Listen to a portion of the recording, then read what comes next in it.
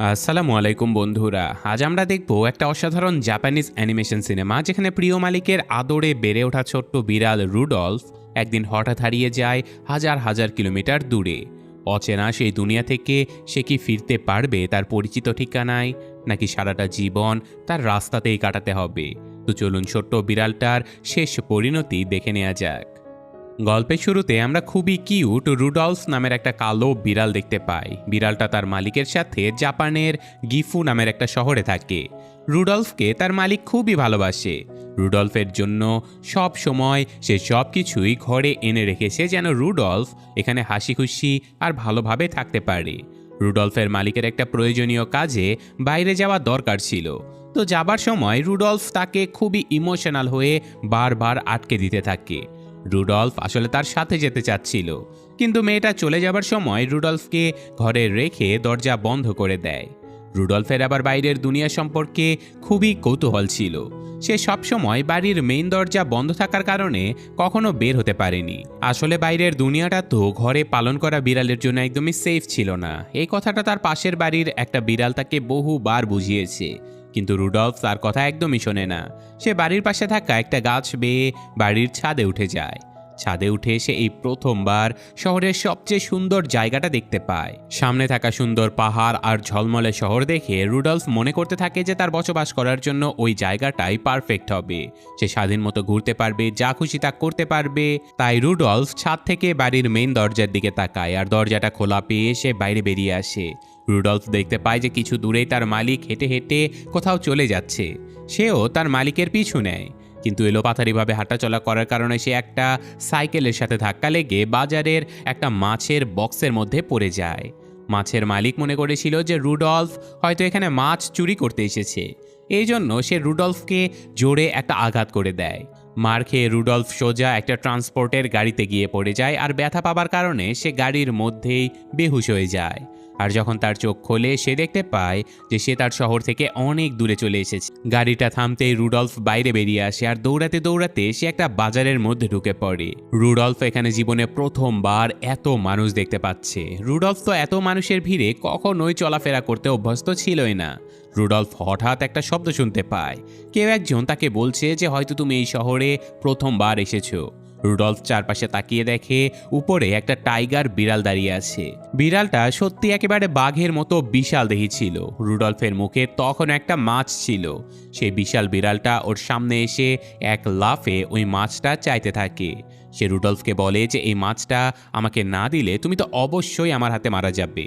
Rudolph ভয় পেয়ে মাছটাকে নিচে ফেলে দেয়। পরে রুডলফ বুঝতে পারে যে এই বিড়ালটা রুডলফের সাথে আসলে মজা করছিল। এরপর রুডলফ সেখান থেকে অন্যদিকে চলে যাবার চেষ্টা করে, কিন্তু তখনই সে একটা ট্রাকের নিচে পড়তে যাচ্ছিল। কিন্তু সৌভাগ্যবশত সেই বড় বিড়ালটা এসে রুডলফের জীবন বাঁচিয়ে নেয়। রুডলফ এতটাই ভয় পেয়ে যায় সে নিজের গল্প বলতে থাকে যে সে কিভাবে বাড়ি থেকে পালিয়ে এই পর্যন্ত চলে এসেছে। তো এই বিশাল বিড়ালটা তার পরিচয় দিয়ে জানায় যে সে হলো গাটালোট, তবে সবাই তাকে টাইগার নামে চেনে। টাইগার রুডলফকে নিয়ে তার বাড়িতে চলে আসে। এটা ছিল একটা টেম্পল, আর এই জায়গার নাম হলো টোকিও। টাইগার ভাবে যে রুডলফ তো অনেক ছোট, তাই এখান থেকে এই বাচ্চা বিড়ালটার কোথাও যাওয়া উচিতই হবে না, কারণ বাইরের দুনিয়া এই ছোট বিড়ালটার জন্য ভয়াবহ হতে পারে। আর তাছাড়াও আজ সারাদিন রুডলফের সাথে ঘটে যাওয়া ঘটনাগুলোর ব্যাপারে বাচ্চাটা খুবই ভয় পেয়ে গিয়েছিল, তাই সে নিজেও টাইগারের সাথে থাকার জন্য সিদ্ধান্ত নেয়। আর এখন পরদিন টাইগার রুডলফকে সাথে করে নিয়ে বাইরে বেরিয়ে আসে। বাইরে এসে রুডলফ জানতে পারে যে এখানে সকল বিড়ালগুলো টাইগারকে খুবই ভয় পায়, তবে এখানকার সকল বিড়ালরাই খুবই কিউট ছিল। তো টাইগার তার খাবারের জন্য এই এলাকাতে কিছু জায়গা ফিক্স করে রেখেছে। সে যেখানেই দাঁড়িয়ে থাকতো তার জন্য খাবার দাবার এনে মানুষ রেডি করে দিত। রুডলফ লক্ষ্য করে যে প্রত্যেকটা বাড়ির মানুষই তাকে আলাদা আলাদা নাম ধরে ডাকছে। টাইগার জানায় যে সে যেখানে খাবার খেতে যায় সেই সব মানুষদের সাথে তার একটা অদ্ভুত সম্পর্ক হয়ে যায়, তাই তাকে যেই নামে ডাকা হোক না কেন সে ওই নামটাকে একসেপ্ট করে নেয়। রুডলফ এতটা সময় তার সাথে থেকে তার ব্যবহার দেখে ভেবেই নিয়েছিল যে টাইগার হয়তো কোনো বাড়ির পোষা বিড়াল ছিল। রুডলফ তাকে এই ব্যাপারটা জিজ্ঞাসা করলে টাইগার খুবই রেগে যায়। রেগেমেগে সে রুডলফকে একা ফেলেই সেখান থেকে চলে যায়। রুডলফের হঠাৎ মনে হতে থাকে যে কেউ হয়তো তার পিছু করছে, আর দেখা যায় যে সত্যিই সেখানে আরও একটা বিড়াল বেরিয়ে এসেছে যার নাম হলো বাক। সে রুডলফকে জানায় যে অনেক সময় ধরেই সে রুডলফের উপরে নজরদারি করছিল।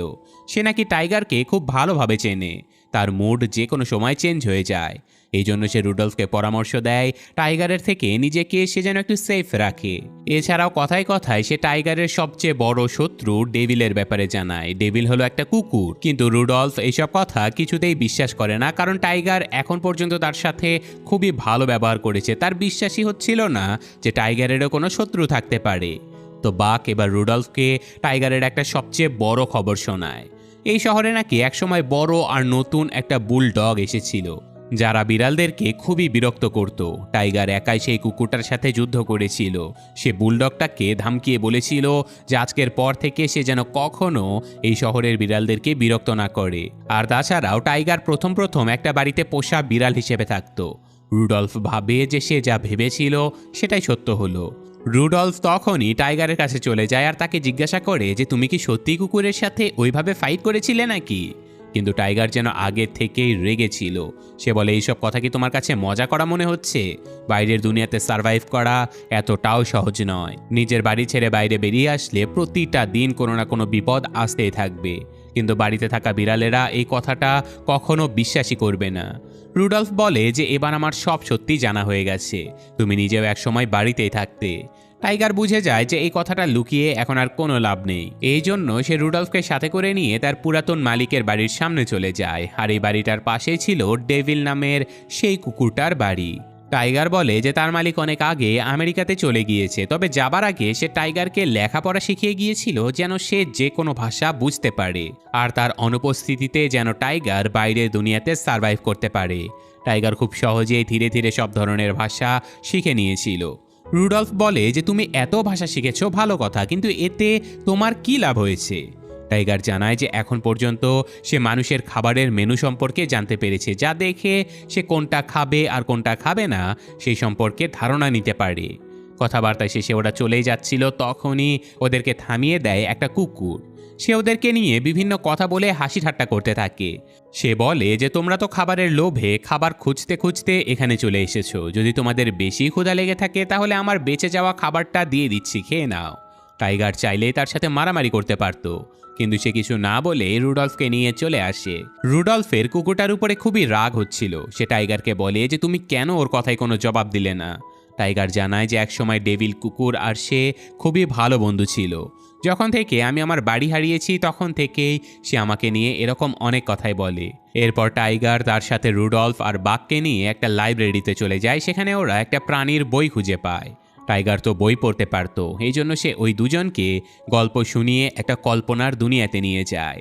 সেখানে টাইগার পৃথিবীর সকল প্রাণীদের সাথে তাদের পরিচয় করিয়ে দেয়। আর এখন রুডলফ চাচ্ছে সেও পড়াশোনা করবে।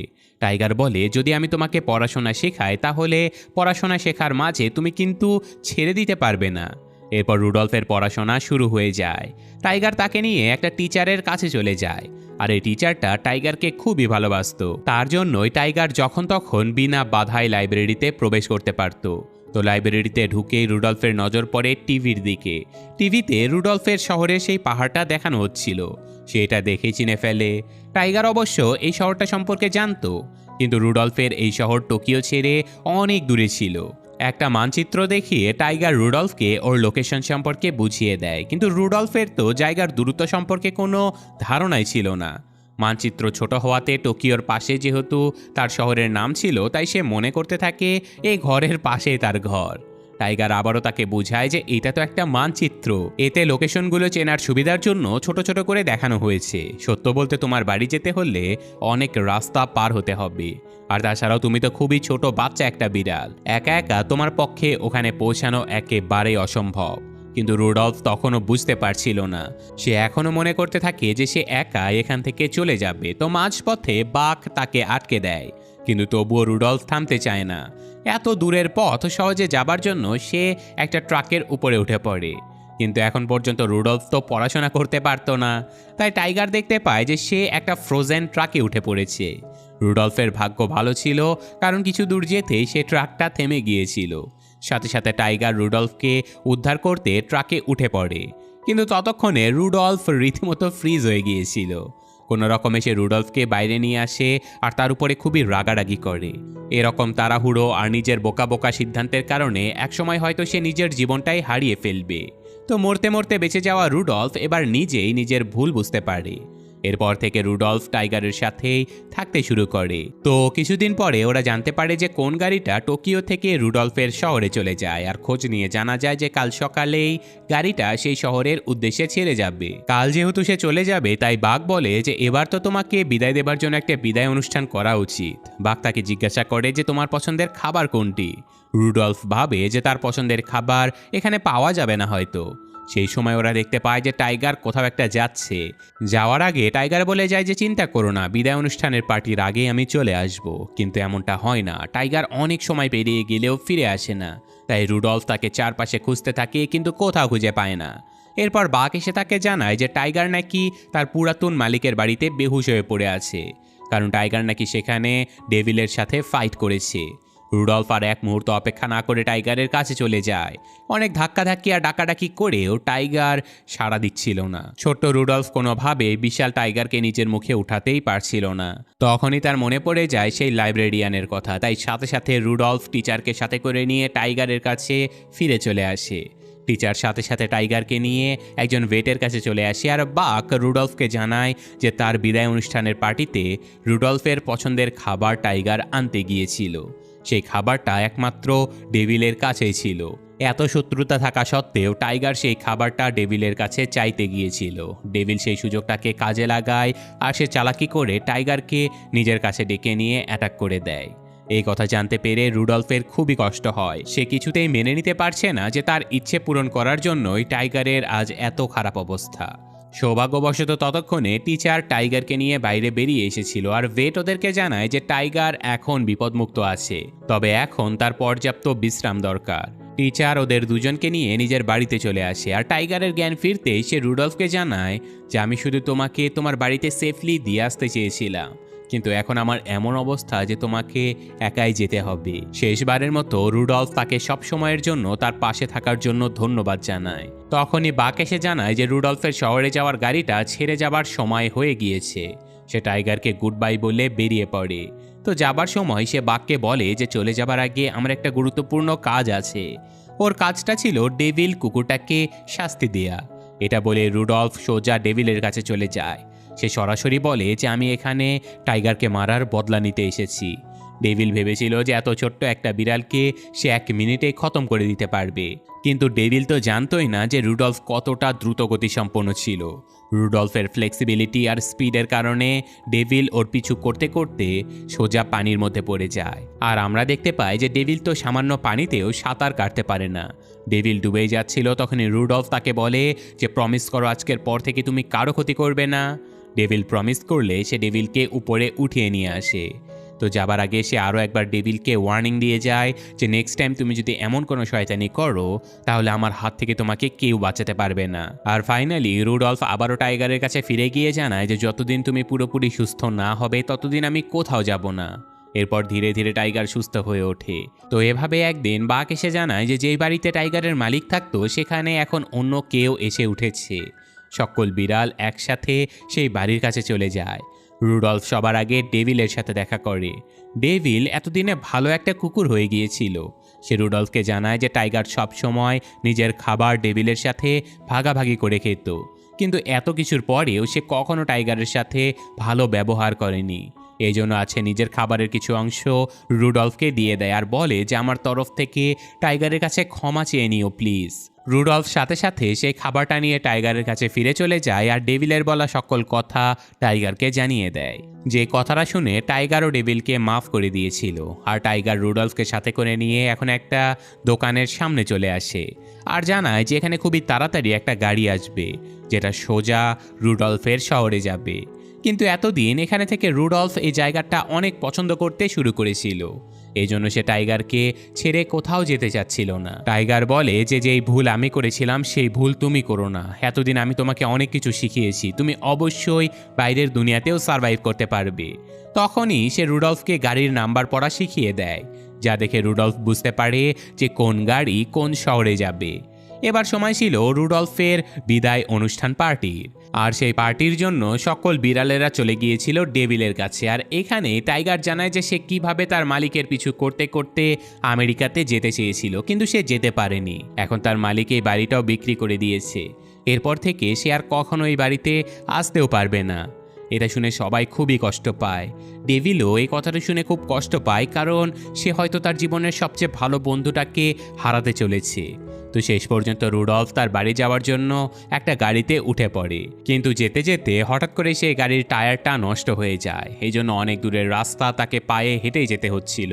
রুডলফ খুবই ক্লান্ত হয়ে পড়েছিল, আর তখনই তার টাইগারের কথা মনে পড়ে যায়। টাইগার তাকে বলেছিল যে কোনো কাজে হার মানা যাবে না। যেতে যেতে শেষ পর্যন্ত রুডলফ তার বাড়ির রাস্তাটা দেখতে পায়, আর বাড়ি ফিরে এসে সে দেখতে পায় যে তার মালিক ঠিক তারই মতো একটা কালো বিড়াল নিয়ে এসেছে। সেই বিড়ালের নামও এই মালিক রুডলফ রেখে দিয়েছিল। অবাক করার বিষয় হচ্ছে এই বিড়ালটা রুডলফেরই ভাই ছিল। তবে এই বাড়ির শর্ত ছিল যে তারা শুধু একটাই বিড়াল অ্যাডপ্ট নিতে পারবে। রুডলফের খুবই খারাপ লাগতে থাকে, আর তাছাড়াও সে অনেক দূরের রাস্তা পাড়ি দিয়ে তার মালিকের কাছে এসেছিল। এই সব কিছু দেখে রুডলফের মনে হতে থাকে যে এই জায়গাটা এখন আর তার জন্য নয়, হয়তো এখন তার এই জায়গাটা ছেড়ে চলে যাওয়া উচিত। তবে যাবার আগে রুডলফ তার মালিকের সাথে দেখা করে যায়, আর তার ভাইকে বলে যায় যে এই জায়গাটাতে সে যেন ভালোভাবে থাকে। আর রুডলফ তো জানতোই যে এখন তাকে কোথায় যেতে হবে। সাথে সাথে সে টোকিও শহরের উদ্দেশ্যে বেরিয়ে পড়ে, কিন্তু সেখানে গিয়ে সে কোনো বিড়ালকেই খুঁজে পায় না।